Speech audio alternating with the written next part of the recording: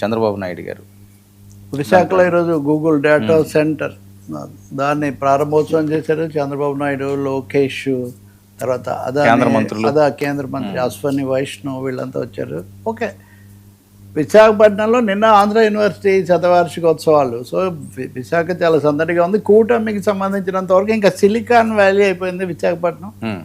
చంద్రబాబు నాయుడు గారు ఉంటే ఇంకా పెట్టుబడులు వరదగా వచ్చేస్తాయి అని దాదాపు వాళ్ళ అధికార ప్రతినిధి విజయ్ కుమార్ అయితే ఈరోజు వ్యాసంలో వచ్చాడు. సిలికాన్ వ్యాలీగా మారిపోయింది. ఇంతకుముందు హైదరాబాద్లో చేశారు, ఇప్పుడు చంద్రబాబు నాయుడు ఇక్కడ చేస్తున్నారు. దీనివల్ల 1,88,000 ఉద్యోగాలు వస్తాయి, ఇంకా పరోక్షంగా చాలా వస్తాయి. చాలా భారీగా ఇది చేస్తున్నారు. చంద్రబాబు నాయుడు మామూలుగా చెప్తారు కదా, ముందు చూపు, ఆయన విజన్, వాళ్ళందరూ పొగటం, ఆయన కూడా చేయటం. మొత్తం మీద ఇది పెద్ద గేమ్ చేంజరు. విశాఖపట్నానికే కాదు, ఉత్తరాంధ్రకు, ఆంధ్రప్రదేశ్కు, ఇంకా ఆంధ్రప్రదేశ్ ఏఐ హబ్గా విశాఖపట్నం, ఆంధ్రప్రదేశ్ మారిపోతుంది. భారతదేశంలో ఆంధ్రప్రదేశ్ అగ్రగామి అయితే ప్రపంచంలో కూడా ఇక ఆంధ్రప్రదేశ్కే చూడాల్సి వస్తుందన్న స్థాయిలో తప్పకుండా సాంకేతిక పరిజ్ఞానము, ఏఐ ఇవన్నీ రావటం ఎవరైనా హర్షిస్తారు. బట్ అదే సమయంలో దానికి సంబంధించి చాలా అంశాలు ఉన్నాయి. కానీ వాటిలోకి మనం వెళ్ళే ముందు మటుకు ఈరోజు కూటమి చాలా పెద్ద సెలబ్రేషన్ మూడ్లో ఉండటము. అందుకే అక్కడ ఇద్దరు, చంద్రబాబు, నారా లోకేష్, ఇతర స్థానిక గంటా శ్రీనివాసరావు, ఒకరు కాదు, ఒక సంబర వాతావరణం చాలా భారీ ఎత్తున తీసుకురావటం అనేది ఒకటి కనిపిస్తుంది. ఇంకోటి ఏమో ఇది 2028కి పూర్తి అవుతుంది.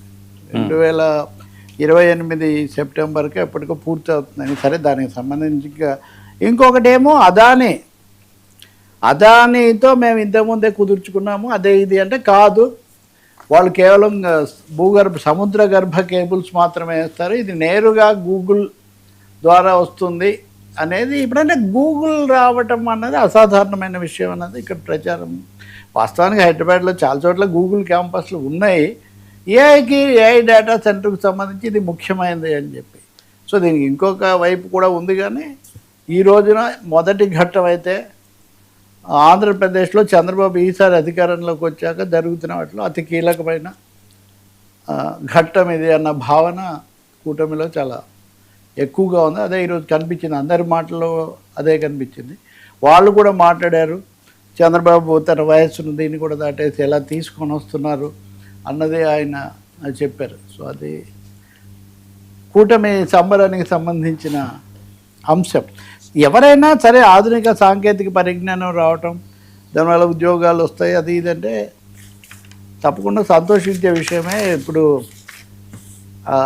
అదే సమయంలో దీని గురించిన ఇది ఏఐ, ఇప్పుడు ఏఐ గురించి మనం మాట్లాడుతున్నాము. ఆ ఏఐ గూగుల్ డేటా సెంటర్ గురించి ఇచ్చినటువంటి సమాచారం ఇది. దీని మొదలే ఎలా అయిందంటే, Adani enterprises and Google or partnering to develop massive 1 gigawatt AI data centre campus in Visakhapatnam, Andhra Pradesh అని చెప్తుంది ఇది. సో ఇక్కడ ఉద్యోగాల విషయానికి వస్తే 20,000 నుంచి 1,00,000